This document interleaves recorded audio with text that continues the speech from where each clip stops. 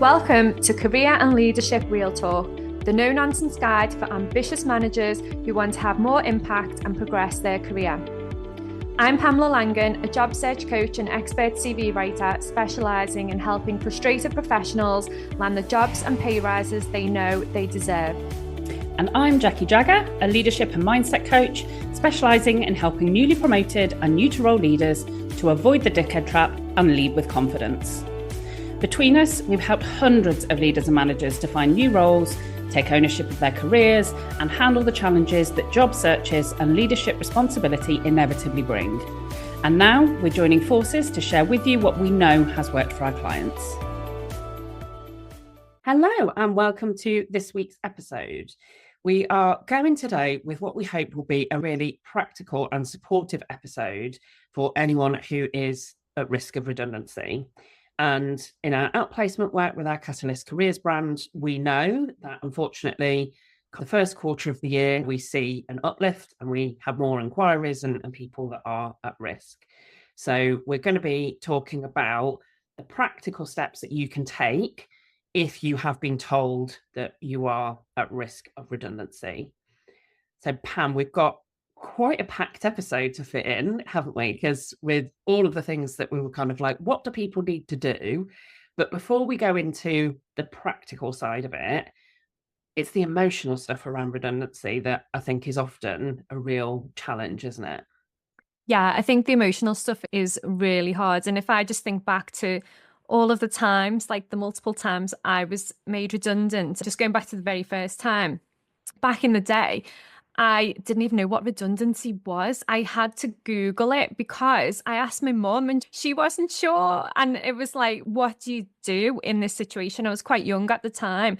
And when I realized, I was like, oh my goodness, what next? What's going to happen? What's going to happen to my career? But then as time went on, each time I got made redundant after that, I found it a little bit easier because you get to know the process, you know what you need to do.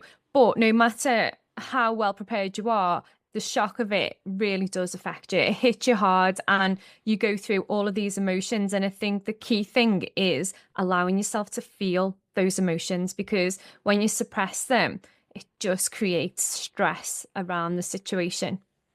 Yeah. And when we were talking about this and prepping, between us, we've had 5 or 6, I think we decided, redundancies that we've been on the receiving end of. So we know that it is something that happens a lot and that people go through, and very often they come back out and it can turn out to be the best thing that ever happens. But in that moment where you first hear that financial pressure and the fear that generates of not having the security of being able to provide anymore is often very present at the start. And it's also that question of, what now? If my company and my organization is making redundancies, what else is there going to be? There's going to be other people looking. So there's a real nervousness as well, I think, about being pushed into a job market at a time where maybe you haven't chosen it and you are apprehensive about that side of it as well. So lots of emotion that comes up. So let's start with those practicalities then. So you're absolutely right in saying, take some time, let yourself process and know that is okay to feel all of that. But then in an ideal world, there's some practical steps that people would quite quickly start to move towards in order to handle this. So where should people start? Okay, so I think once you've given yourself a chance to digest the news, and for everybody that can range from like a few hours to a few days, or it could even be a few weeks. There's no set time limit on that. But I think the key thing is in those early stages when you've just heard the news, thinking about what you've been told, thinking about the questions that you've got that you'd like answers to. They might not have all of the answers just yet. Most of the time they won't, but you can start logging those questions to ask and start keeping a diary as you go through. So each day you'll learn new information. Your team might have some new questions. You might have some new questions. Just start logging it all. And you can also log how you're feeling about it as well, because you'll see that as you go through that range of emotions, some days might feel worse than others. So log it all, and then you can just work through it. And at least then, if it is a particular bad day, you've got the notes and you've got the questions and you've got the information written down, ready to go. Yeah, it is so key, isn't it, to start to capture those questions, because when you come to a stage of having conversations and discussions, it's very easy that those things have gone out the window or the words don't come out the way that you want them to come out. Whereas if you've noted things, it's much easier to ask the questions that you want when you do get the opportunity. So, what else should people do in those early stages that they might not think to do otherwise? Okay, so the next stage would be reviewing your contract. So dig it out, find it. Most of us just file them away. Find out where you've put it, have a look at it, what's your notice period? Are there any restrictive covenants? Are there any bonus or commission arrangements on there? The more you can glean from that contract, you'll have a better understanding of how you're going to be affected or what you've entitled to. It's really interesting because things like restricted covenants, which for anyone that's not familiar with that terminology, is in certain roles and certainly at more senior levels, there are sometimes restrictions that you can't go from where you currently are in your role to a direct competitor for a certain period of time, for example. And that can start to inform some of the questions that you ask during redundancy consultation meetings, because you can potentially ask for those things to be waived or to be reduced. So I think when you know what that is, you can start to seek the clarity around some of those things that then might otherwise concern you. So what then comes next once people have done that? So I suppose that the next thing is going to be like gathering some of the key information around your role. So looking at your length of service and your exact start date, because I think sometimes you go, oh, we've been in this role X amount of years, but the start date's going to be really key because that is what your redundancy payment is going to be based on. Looking at your current salary and the benefits package that you're getting, any recent performance reviews, and also thinking about some of the key achievements and projects that you've worked on in recent years. It's really difficult, I think, for people to focus on this when we give this advice. I suspect for many that I've just been told I'm at risk of redundancy. Why am I going back through performance reviews and key achievements? But before you get to the stage of starting to think about alternative roles or job search, it is so important to pull out and capture those things, because those are going to inform some of the later steps that we're going to recommend. And it's also going to inform what you might decide in terms of what you want for a next step, as well as some of those questions that you might ask at a consultation meeting. So definitely take the time to pull those things out. I get that you might not feel in the most positive frame of mind, and thinking about key achievements might sound like weird advice, but it really is crucial to start to do that before you get to some of the stages that we're going to go to. So, what about professional support then? What other options are there for professional support that people can start to think about when they're at this stage? So I think if your company isn't providing outplacement support, then you can always do things like speak to us about what support that we've got for individuals in this situation. But you can also look at what else is out there, what resources are out there. Is there anybody that you can speak to, work with, have as a mentor through this process? And I think what some people miss as well, where the companies aren't actively providing outplacement support, you probably need to ask the question, is it available? Is there any payment towards that? Because sometimes there is or there will be, and people aren't aware of that. So it's good to ask the question as well. You can also find out if there's any legal advice provided as well. You might have a union. Definitely check in with them. Usually they're pretty well informed and ready to tell you what you need to do next.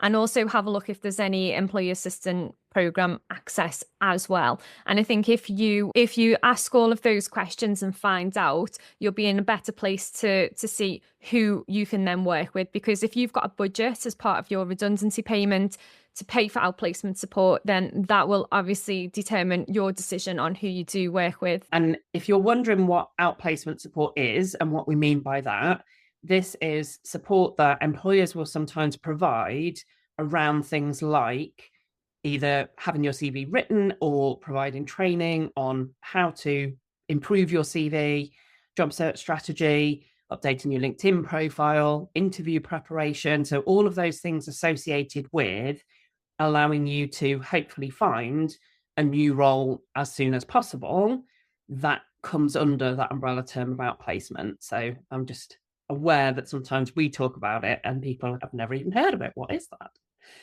So once people get to this stage then, and they've got that information gathered, they've got that clarity about what support might or might not be available to them, where do they go next?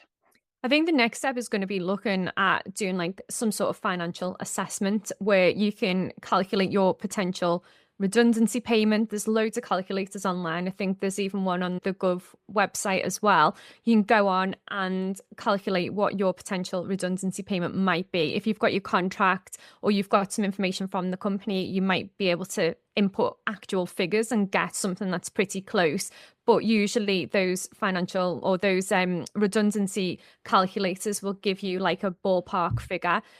You should then start thinking about reviewing your monthly expenses as well, because I think when people are in this situation, one of the biggest causes of stress and fear is the financial element. Will I be able to pay the bills? So I think one of the key things that you can do is review your monthly expenses and look at, based on the potential redundancy payment that you're going to get, like how long are you going to be able to survive out of work? And that is then going to obviously determine how quickly you need to get into the job market, how quickly you need to then activate your job search. And you can also check things like your mortgage and rent protection as well. Sometimes like people have got insurance they don't even realize that they've got, and that can give you a bit of breathing space.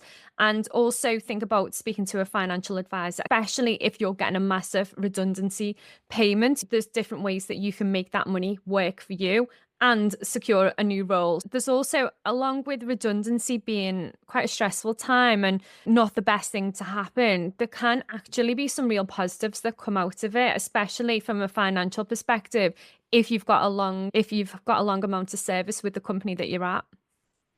Yeah, and I think what I always say to people as well with the financial assessment is to remember that you will have a notice period and you will potentially have accrued holiday or other payments that might be due to you. So I think sometimes people look at the redundancy calculator and panic and don't always think about, okay, but I have got a little bit more breathing space. It's unusual that organizations ask people to work their notice period, but contractually you will still be paid your notice period. So what that can really help with is having, even if it's a month, of being able to really get your head down and get into job search mode at the right stage and know that you are going to be paid that. So understanding what the financial picture looks like and really knowing what does that mean for what you might need to look for in terms of salary level from a next role, but also knowing how are you going to manage and dealing with those practicalities can really help to reduce some of the panic, can't it, of the unknown and the uncertainty. Yeah, definitely. And then I think once you've done that, the next stage is getting yourself prepared, isn't it, for that job search and getting all of your career documentation in place. And what I like to do with people is, if they're getting a redundancy payment and they're going to be able to take some time out, usually the best way to do that is to take that time out knowing that you've got all of your career documentation set up and ready to go, and you've got a great foundation and you've got your job search strategy sorted. And equally, if you haven't got much time to play with because you need to get back into work straight away, the quicker that you get your head around updating the documentation, knowing how to position yourself, actually figuring out which direction you want to go in. This is really going to help you move forward faster. And then either way, you get back into a role, or you can take some time out knowing that you've got the foundations laid ready for when it's time for you to get back into the job search and into the job market. So what I would say is start by creating that master list of achievements before you update anything, before you think about updating CVs, LinkedIn, anything, before you start thinking about having conversations with recruiters. Like, some people will just dive in head first and start having conversations and then find it difficult to answer the questions or to really think through their stories end to end. So create that master list of achievements. And also, as you go through that, one of the really good ways to do that is to create a career map. And we've got that as a download, so we can add it into the show notes. And basically what you can do is go through your career, the last 10 years, maybe a little bit more, and write down all of your achievements and all of those key stakeholder relationships, and start to think about what you've done, what you've delivered, what you've achieved. And that is really going to help when it comes to firstly updating your CV, but also when you start having those conversations. And then once you've done that, then you can also start updating things like LinkedIn. Yeah. And this is why we say in that very early stage to start to capture this, because what can get missed at this stage is considering, what do you actually want next? So when people skip this stage and take the CV they've already got and just start contacting recruiters and applying to things, I think what can get lost in that is considering, do you actually want the same thing again? Do you want to make a slight change in your career?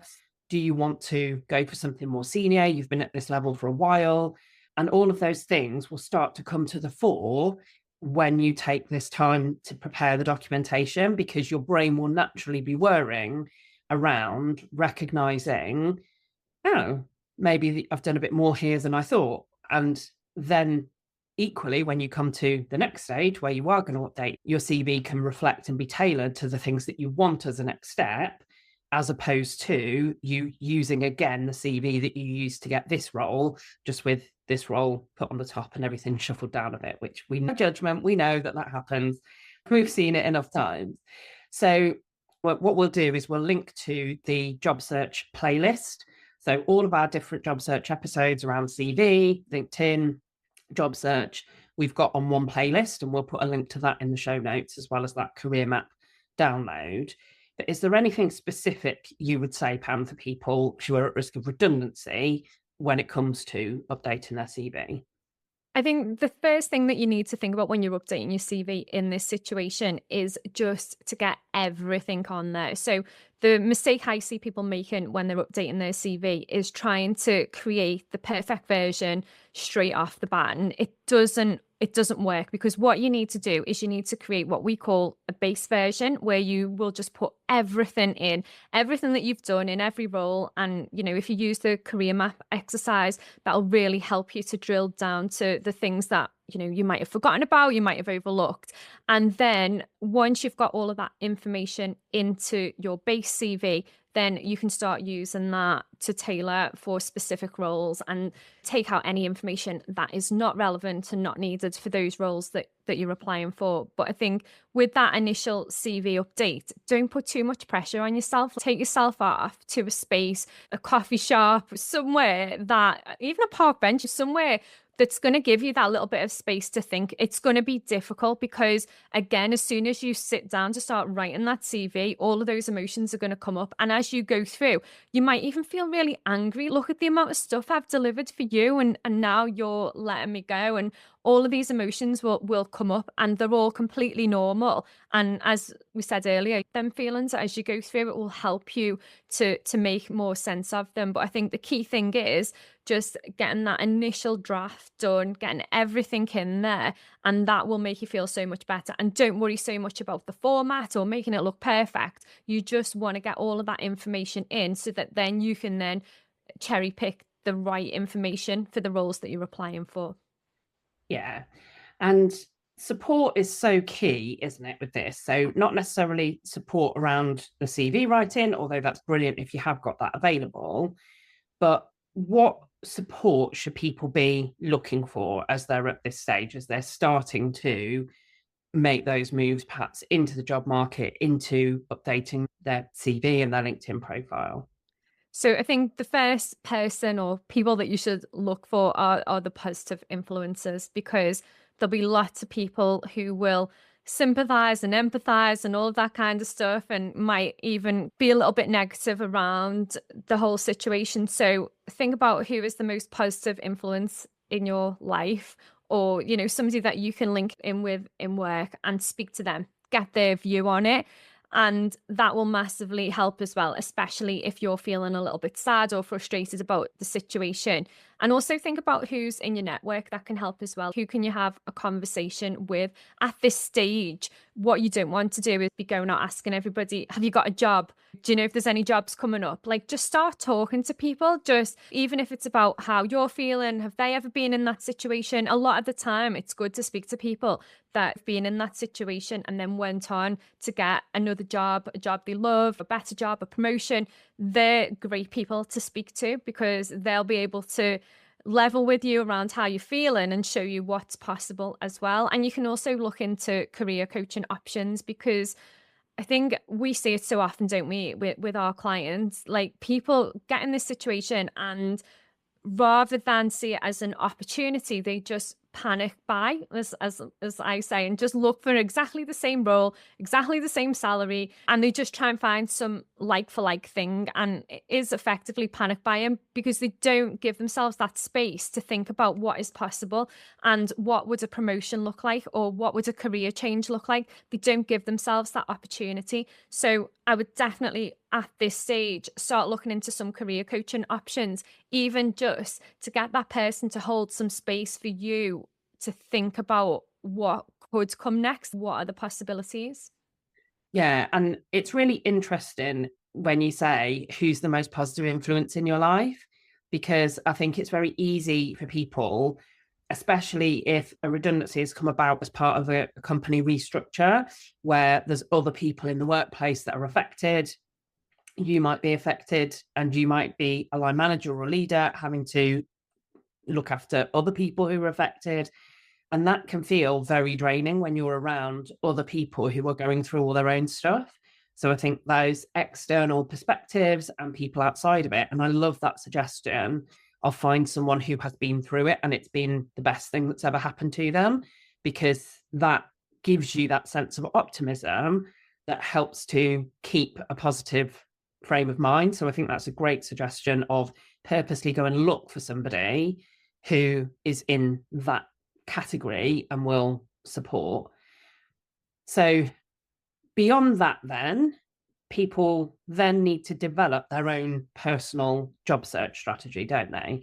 Because what's right based on all of what you've done so far in terms of doing that thinking, doing that consideration, reflecting on your achievements, figuring out whether you want the same thing or something different, at some point, you're going to have to start looking. So at that stage, what would be the immediate things that you would encourage people to consider as part of developing their own job search strategy?